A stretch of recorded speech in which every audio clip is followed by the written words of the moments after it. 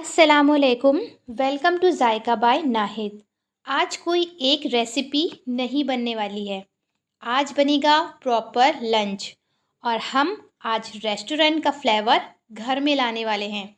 और साथ में बनेगी तंदूरी रोटी जो तैयार होगी इस तंदूर पर। तो आप लास्ट तक वीडियो में बने रहिएगा ताकि आपसे कोई भी स्टेप मिस ना हो। और साथ में बनने वाला है स्टीम राइस जिसका एक एक दाना होगा अलग अलग और खाने में बहुत ही लगेगा स्वादिष्ट, और वो भी डेली वाले चावल से। और साथ में बनाएंगे हम बटर पनीर जो देगा एकदम रेस्टोरेंट वाला फ्लेवर, एकदम क्रीमी टेक्सचर। लिया है हमने 250 ग्राम पनीर, 2 मीडियम साइज़ के टमाटर जिसे ग्राइंड कर लेना है, 1 मीडियम साइज़ की प्याज है जिसे हमें चॉप कर लेना है, 2 टेबल स्पून बटर है, आधा टेबल स्पून अदरक लहसुन का पेस्ट है और 2 टेबल स्पून घर की फ्रेश क्रीम, 2 हरी मिर्च है जिसे मैंने चॉप कर लिया है। अब लेंगे हम स्पाइसेस, 1 चम्मच पिसी मिर्च, 1 चम्मच कश्मीरी लाल मिर्च, 1 चम्मच पिसा धनिया, थोड़ी सी हल्दी है, आधा चम्मच गरम मसाला है और 1 चम्मच सूखी मेथी और 1.5 चम्मच नमक है। ये लिया है मैंने 1 कप रूम टेम्परेचर का दूध और लिया है ये काजू जिसे मैंने 10 मिनट के लिए भिगा दिया था और उसे कर लिया है ग्राइंड। अब चढ़ाना है गैस पे एक पैन और उसमें डालना है 1 चम्मच ऑयल। ऑयल की जगह आप बटर भी ले सकते हैं। और अब इसमें डालना है ये सारी कटी हुई प्याज और प्याज को हमें तब तक फ्राई करना है जब तक ये गोल्डन ब्राउन ना हो जाए। आप चाहें तो प्याज को थोड़ा मोटा भी काट सकते हैं। प्याज गोल्डन ब्राउन हो चुकी है। अब उसमें डालना है ये हरी मिर्च और साथ में अदरक लहसुन का पेस्ट। अब इन सारी चीज़ों को हमें अच्छे से कर लेना है फ्राई। आज की जो बटर पनीर की रेसिपी है बहुत झटपट बन जाती है और खाने में बहुत ही ज़्यादा टेस्टी लगती है। ये बटर पनीर जब मैंने घर में बनाया तो सब्ज़ी एक ही बार में ख़त्म हो गई और सबको बहुत ज़्यादा पसंद आई।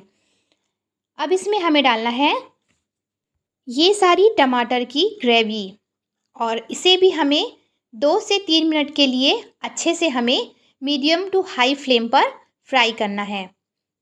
और तब तक हमें इसे फ्राई करना है जब तक कि इसका तेल अलग ना हो जाए। ये देखिए इसका सारा का सारा तेल अलग हो चुका है, मतलब टमाटर अच्छे से फ्राई हो गए हैं, सारा फ्लेवर यहीं आएगा। अब इसमें डालना है काजू का पेस्ट, पिसी हुई मिर्च, धनिया पाउडर, हल्दी और कश्मीरी लाल मिर्च, नमक डालना है और इन सारे मसालों को हमें 2 मिनट के लिए और फ्राई करना है। फ्लेम एकदम लो कर देना है और जैसे ये टमाटर की ग्रेवी फिर से एक बार और तेल अलग कर देगी, हमें निकाल लेना है उसे प्लेट में और उसे अच्छे से फैला लेना है ताकि ये जल्दी से ठंडा हो जाए। और जैसे ही ठंडा होगा हमें इसे कर लेना है ग्राइंड। ग्राइंड करने के बाद इसका टेक्सचर कुछ ऐसा होगा। अब फिर से हमें चढ़ाना है पैन और उसमें डालना है ये सारा बटर। आप चाहें तो यहाँ पर बटर का ज़्यादा भी यूज़ कर सकते हैं, इससे और ज़्यादा रिच फ्लेवर आएगा। अब जैसे ही बटर मेल्ट हो जाएगा उसमें हमें डाल देना है ये टमाटर की प्यूरी और इस बटर के साथ हमें उसे और अच्छे से फ्राई करना है। एक बात आप यहाँ याद रखिएगा, हम ग्रेवी को जितना भूनेंगे उतना ही ज़्यादा फ्लेवर आएगा। और यहाँ पे डाल देना है अब ये सारा का सारा दूध, गरम मसाला और ये सूखी हुई मेथी। आप अगर इस स्टाइल से एक बार बटर पनीर बना लेंगे ना तो आप हर बार यही रेसिपी से बटर पनीर बनाएंगे। हमने इसमें जो काजू का पेस्ट डाला है ना और इसमें जो लास्ट में क्रीम डालने वाले हैं उसी से ही बहुत ज़्यादा रिच फ्लेवर आएगा, इसलिए आप बिल्कुल भी स्किप मत कीजिएगा। अब इसमें डाल देना है सारा का सारा पनीर।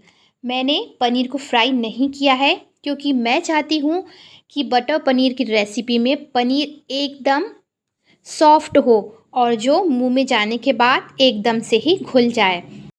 और इसे लो फ्लेम पर हमें सिर्फ 5 मिनट के लिए ही पकाना है। इससे ग्रेवी और अच्छे से पक चुकी है और पनीर अच्छी तरह से सॉफ्ट हो चुका है। अब उसमें डालना है हमें ये सारा क्रीम। ये क्रीम मैंने घर के दूध से और उसके ऊपर जमी हुई मलाई से ही तैयार किया है। ये मार्केट वाला क्रीम नहीं है, इसलिए ये और ज़्यादा क्रीमी है। अब ऊपर से डाल देना है इसमें कटा हुआ हरा धनिया। तो लीजिए, तैयार हो चुकी है एकदम रेस्टोरेंट फ्लेवर वाली क्रीमी क्रीमी टेक्सचर वाला पनीर। अब हम बनाएंगे स्टीम राइस। उसके लिए मैंने लिया है ये कप, और कप से मैंने लिया है 2.5 कप चावल। ये डेली वाले चावल है जो हम रोज़ घर में खाते हैं। और अगर नाप की बात करें तो 1 ग्लास मैंने चावल लिया है, 2.5 कप यानी 1 ग्लास चावल। आप चाहे तो यहाँ बासमती चावल का भी यूज़ कर सकते हैं, लेकिन बासमती चावल बनाने से पहले आप उसे 10 मिनट के लिए भिगो दीजिएगा। 1 ग्लास चावल के हिसाब से मैंने यहाँ 1.5 ग्लास पानी लिया है। और अब इसमें डालना है स्वाद अनुसार नमक, और 1 चम्मच डालना है देसी घी। अगर आप घी नहीं डालना चाहते तो आप यहाँ बटर या ऑयल डाल सकते हैं। और जैसे ही पानी में बॉईल आ जाएगा, हमें डाल देना है ये सारा का सारा चावल।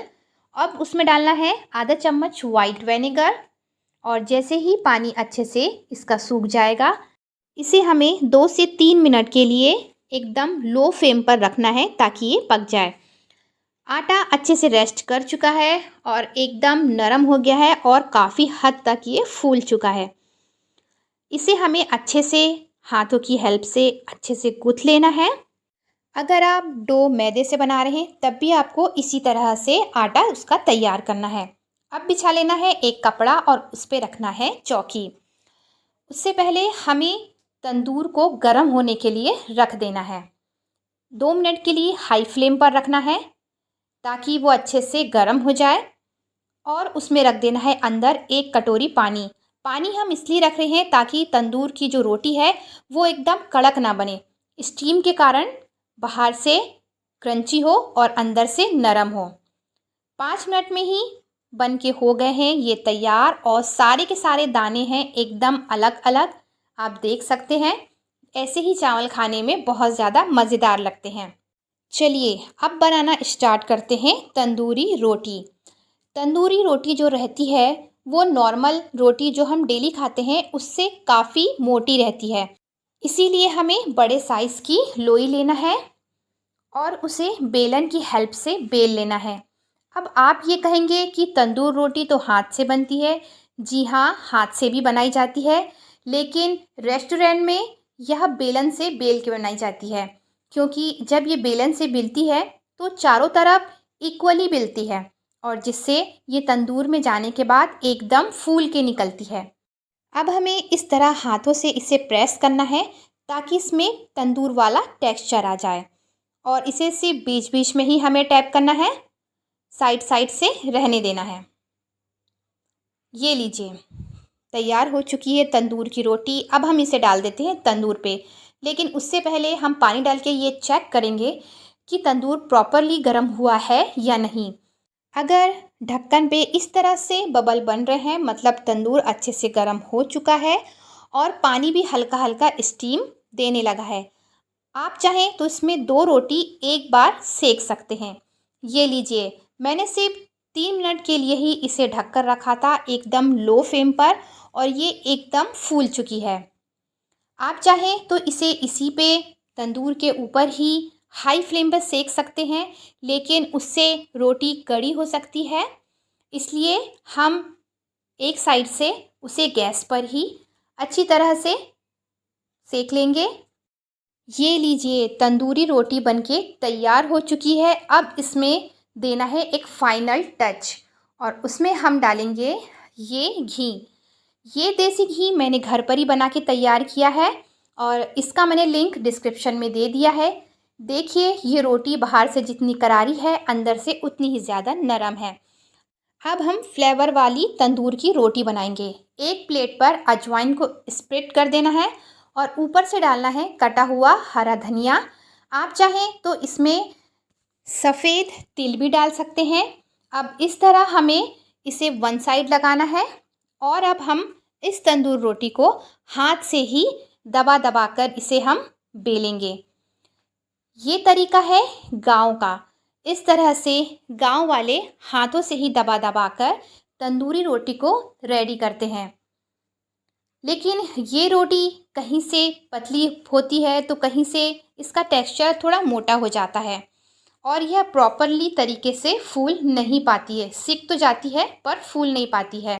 वो इसलिए क्योंकि गैस वाला जो तंदूर होता है वो उतना हीट नहीं बना पाता, लेकिन गांव वाला जो तंदूर होता है वो ओरिजिनल तंदूर होता है और उसमें ये रोटी प्रॉपरली तरीके से सिकती है। और आपको तो पता ही है चूल्हे का खाना कितना ज़्यादा टेस्टी होता है। चलिए अब हम खाने को सर्व कर लेते हैं।